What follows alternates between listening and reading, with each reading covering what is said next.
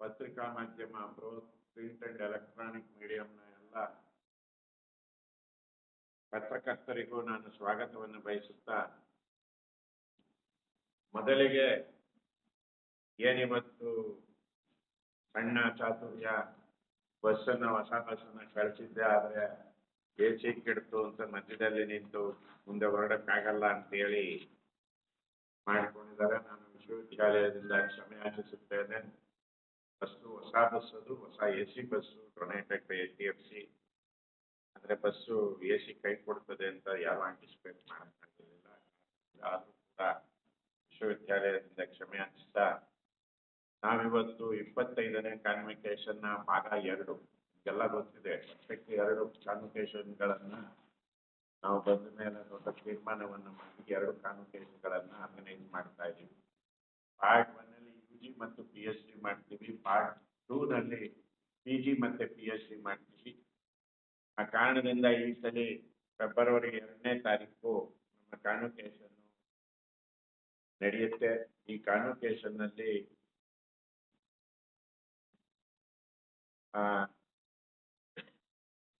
As usual ನಮ್ಮ honourable chancellor, honourable governor and chancellor of this university, chancellors of the university, Shri Thawar Chand Gehlot ji will preside over the convocation.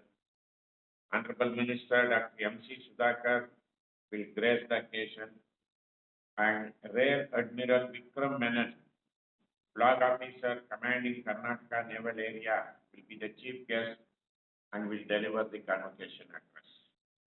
ಇಷ್ಟು ಹೇಳ್ತಾ, ನಮ್ಮಲ್ಲಿ ಈ ಸಲ post graduation ನಲ್ಲಿ 9,540 ಅಂದ್ರೆ regular arrears ವಿದ್ಯಾರ್ಥಿಗಳು exam ಅನ್ನು ತಗೊಂಡಿದ್ರು. ಅದರಲ್ಲಿ 8,702 ವಿದ್ಯಾರ್ಥಿಗಳು ಕ್ಲಿಯರ್ ಮಾಡಿದ್ದಾರೆ.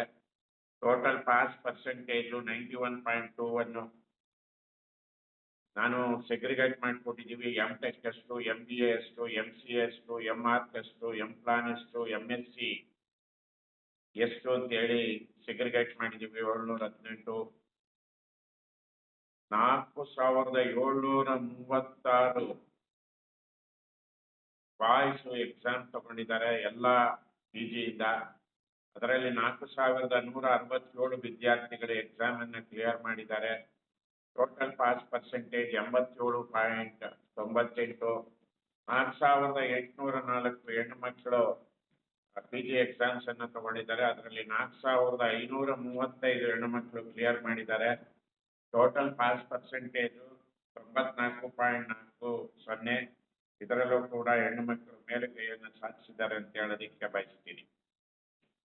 25 students of various PG programs have been awarded VTU gold medal for securing the first rank, and 6 students among the 25 have secured 10 endowment sponsored gold medals. ಒಟ್ಟು 96 ರ್ಯಾಂಕ್ಗಳನ್ನು announce ಮಾಡಲಾಗಿದೆ. ಅದರಲ್ಲಿ MBA 11, MBA digital marketing 6, MCA 10, MTech 56. ಯಾಕೆ 56 ಅಂದ್ರೆ ಬೇರೆ ಬೇರೆ ಬ್ರಾಂಚ್ಗಳಲ್ಲಿ ಇರ್ತದೆ MTech. ಆ ಕಾರಣದಿಂದ MArch 8, MPlan 2, MSc 3 ರ್ಯಾಂಕ್ ಅನ್ನ ಅನೌನ್ಸ್ ಮಾಡಲಾಗಿದೆ. ಆ 96 ರ್ಯಾಂಕ್ಗಳನ್ನು 39 ಇನ್ಸ್ಟಿಟ್ಯೂಷನ್ ಹಂಚ್ಕೊಂಡಿದೆ. ಅದರಲ್ಲಿ highest number of ranks the highest number of medals will be received by individual student. 3+1 4 gold medal ಅನ್ನು ಒಬ್ಬ ವಿದ್ಯಾರ್ಥಿ ಪಾರ್ವತಿ, ಹೆಣ್ಣು ಮಗಳು ಪಾರ್ವತಿ ಸಲೇರಾ ಅನ್ನೋರು ಬಂದಿದ್ದಾರೆ. ಆಕೆ Jawaharlal Nehru national college of engineering Shivamogga. Second highest medal gold medal ಅನ್ನ MTech ಸ್ಟೂಡೆಂಟ್ಸ್ ಆದ ಸಂಚಿತಾ BS ಅನ್ನೋರು ಪಡೆದಿದ್ದಾರೆ, university BDT college of engineering Davanagere.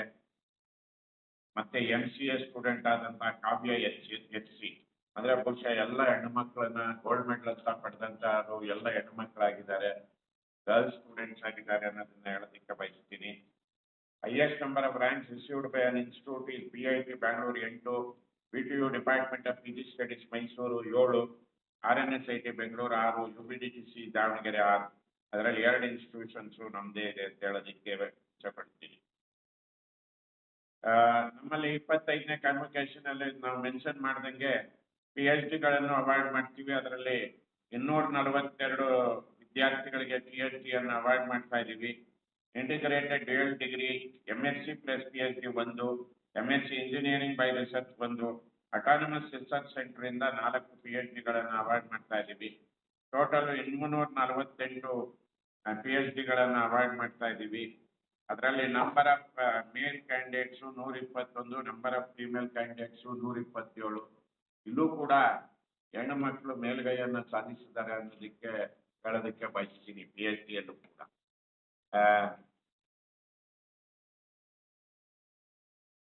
Course autonomous information details ಅನ್ನು ಕೊಟ್ಟಿದ್ದೀನಿ.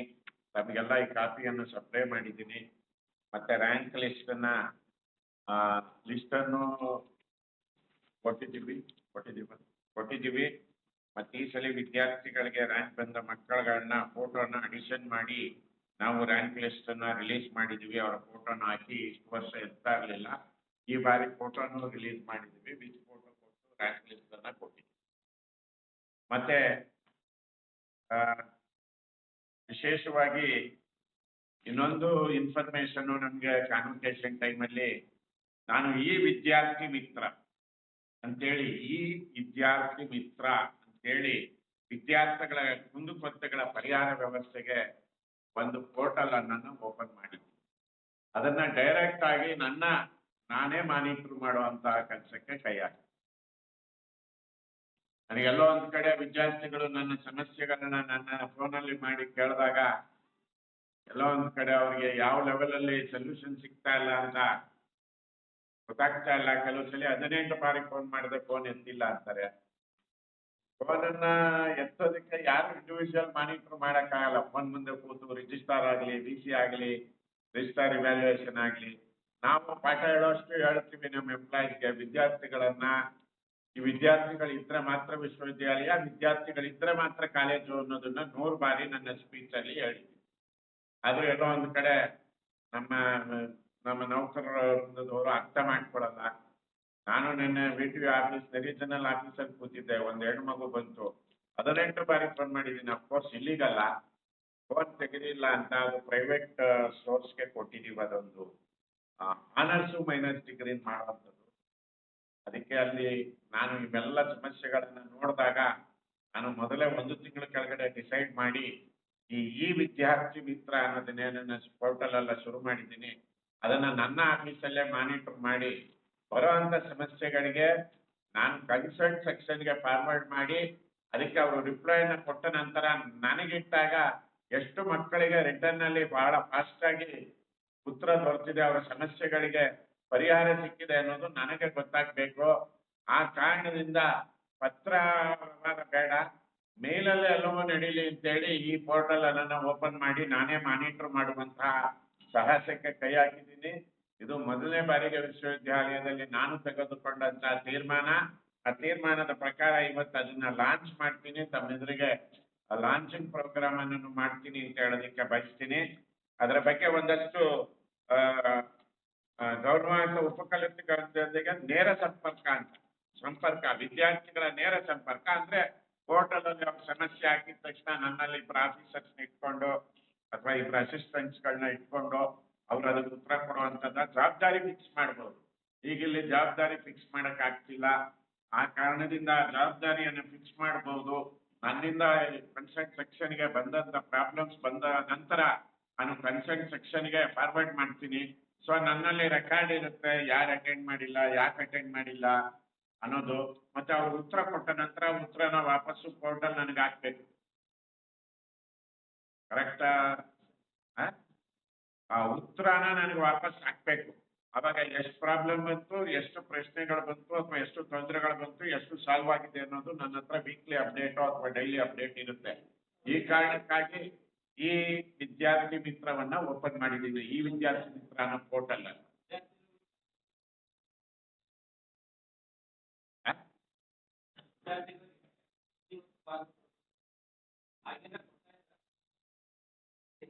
ಕೊಡ್ತಾರೆ. ಅದಕ್ಕೆ ನಮ್ಮ ಅವರು ಹೋಟೆಲ್ ಅನ್ನ ಡಿಸೈನ್ ಮಾಡಿರೋದು ಇನ್ನೋಸು. ಏನಾದ್ರು ಪ್ರಶ್ನೆಗಳಿದ್ರೆ ಉತ್ತರ ಅವ್ರು ಹೇಳ್ತಾರೆ.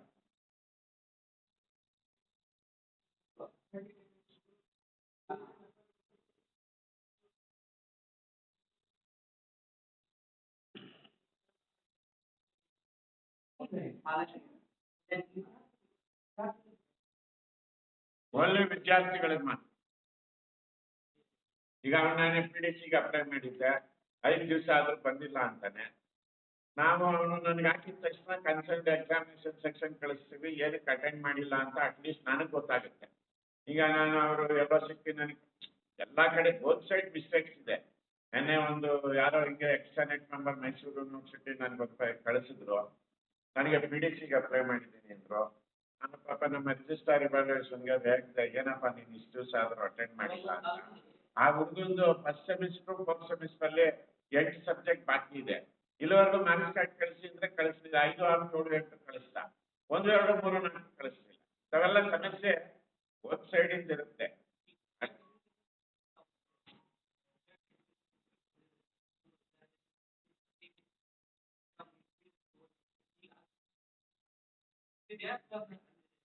ಏನ್ ಫೀಸ್?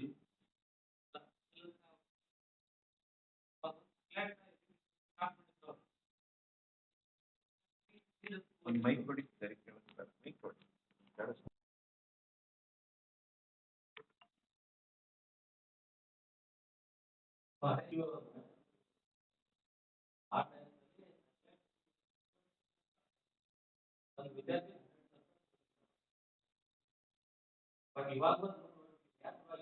ಇಲ್ಲ,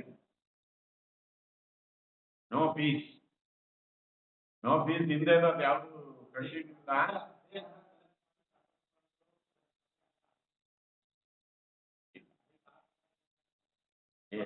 no corpus collection, no corpus collection, no corpus collection. ಈಗ ನಾವು ವಿದ್ಯಾರ್ಥಿ ಅಭಿವೃದ್ಧಿ ಅಂತ ಒಂದು ಮಾಡಿದ್ವಿ ಅಕೌಂಟ್, ಮನೆ EC-ನಲ್ಲಿ ಅಪ್ರೂವಲ್ ಮಾಡಿ. I want to bring corporate social responsibility fund for. ಇನ್ನೂ ಅದಾಗಿಲ್ಲ, ಅದಾದ್ಮೇಲೆ ಪ್ರಶ್ನೆ ನೆಕ್ಸ್ಟ್ ಅನೌನ್ಸ್ ಮಾಡ್ತೀವಿ. ಈಗ ಅದು ಆಫ್ ಡೇ ಇದ್ದಾಗ ಅನೌನ್ಸ್ ಮಾಡಿದ್ರೆ ಅದಕ್ಕೆ ಅರ್ಥ ಬರೋಲ್ಲ. ಈಗ ಈ ಪೋರ್ಟಲ್ ಅನ್ನು ನಾನು ಓಪನ್ ಮಾಡಿ ಅದರ ಇನಾಗ್ರೇಷನ್ ಮಾಡ್ತೀವಿ. ಪ್ರೆಸ್ ಮಾಡಲ?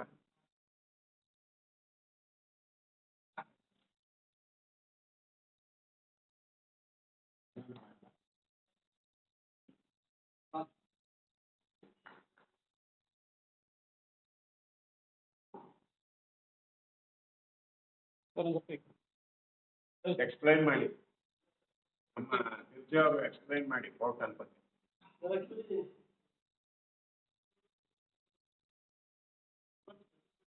ನೇರ ಕನೆಕ್ಷನ್ ಇದೀವಿ. ಫಾರ್ ಯುವರ್ ಪ್ರಾಬ್ಲಮ್ಸ್ ಏನಂದ್ರೆ ಮೆಸೇಜಿಂಗ್ ಸಿಸ್ಟಮ್ ಇದೆ, ವಾಟ್ಸಪ್ ಸಿಸ್ಟಮ್ ಇದೆ. ರಿಸಲ್ಟ್ ಉಪಯೋಗಿಸ್ತೀವಲ್ಲ, ವಾಟ್ಸಪ್ಗೆ ನಾವು ರಿಸಲ್ಟ್ ಕೊಡ್ತಿರೋದು, ಅದರ ಮೂಲಕನೇ ನಾವು ಹುಡುಗರಿಗೆ ಕಮ್ಯುನಿಕೇಟ್ ಮಾಡ್ತೀವಿ. ಯಾಕೆಂದ್ರೆ ನಿಮಗೆ ಒಂದು ಗೊತ್ತಿರಲಿ, ಇಟ್ಸ್ ನಾಟ್ ಈಸಿ. ನಮ್ಮ ಪ್ರಿನ್ಸಿಪಾಲ್ಸ್ಗಳು 212 ಕಾಲೇಜಲ್ಲೂ ನೀವು ಮೆಸೇಜ್ ಕಳಿಸಿದ್ರೆ ವಿದ್ಯಾರ್ಥಿಗಳಿಗೆ ಕಮ್ಯುನಿಕೇಟ್ ಮಾಡಲ್ಲ. ಪ್ರಾಬ್ಲಮ್ಸ್ ಏನಿದೆ ನಾವೇ ಮಾಡ್ತಾ ಇರೋದಕ್ಕೆ ವಿದ್ಯಾರ್ಥಿಗಳ ನೇರ ಕನೆಕ್ಷನ್ ಇದೀವಿ. ಯಾವ ರೀತಿ ಅಂದ್ರೆ ಅವ್ರಿಗೆ ವಾಟ್ಸ್ಆಪ್ ಚಾನೆಲ್ ಕ್ರಿಯೇಟ್ ಮಾಡಿದೀವಿ, ಮತ್ತೆ ಮೆಸೇಜ್ ಚಾನೆಲ್ ಕ್ರಿಯೇಟ್ ಮಾಡಿದೀವಿ. ನಾವು ಈ ಮೆಸೇಜ್ ಒಂದು ಸರಿ ಒತ್ತಿದ್ರೆ ಈ ತರ ಪೋರ್ಟಲ್ ಆಗಿದೆ, ನಿಮ್ಮ ಪ್ರಾಬ್ಲಮ್ಸ್ ಏನೇ ಇದ್ರು ನಿಮ್ಮ ಪೋರ್ಟಲ್ ಮೂಲಕ ನೀವು ಪ್ರಾಬ್ಲಮ್ಸ್ ಅನ್ನು ಅಪಿಯರ್ ಮಾಡ್ಬೋದು. ವೈಸ್ ಚಾನ್ಸಲರ್ ನೇರವಾಗಿ ಅದನ್ನು ನೋಡ್ತಾರೆ ಅನ್ನೋದನ್ನ ನಾವು ಇವತ್ತು ಸಾಯಂಕಾಲ ಅವ್ರಿಗೆ ನಾವು ವಾಟ್ಸ್ಆಪ್ ಮೂಲಕ ಕಳಿಸ್ತೀವಿ ಏನ್ರಿ.